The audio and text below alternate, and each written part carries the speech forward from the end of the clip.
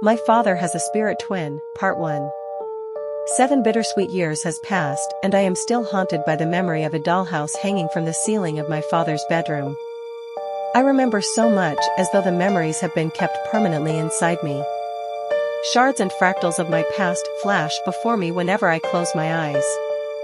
The only thing I can picture in the frame, however, is the panoramic view of this colorful wooden box, suspended like a coffer in midair.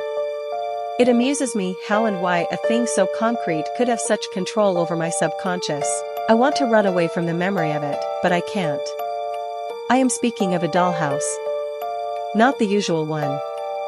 I own no photograph of it, but if asked about its appearance, I'm pretty certain I could describe it well based on memory. The dollhouse was rectangular, about the size of a grocery basket. Its roofing was made of 2 sections of blood-red fabric sloping in opposite directions and parted in the middle to form the ridge.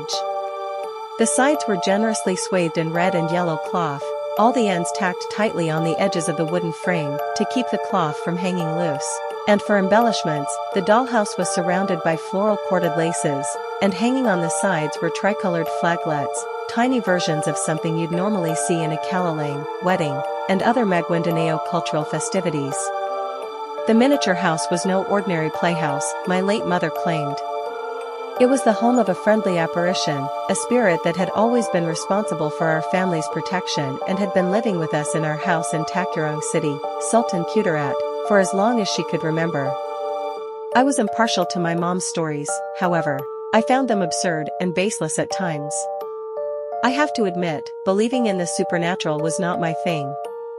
I believed there was no dignity in doing so. But how could I turn a deaf ear to a home nurtured by stories of the unseen? I'd often contemplate. I had to spare an ear and listen to a few tales, despite my stubbornness to succumb to them. Follow for Part 2.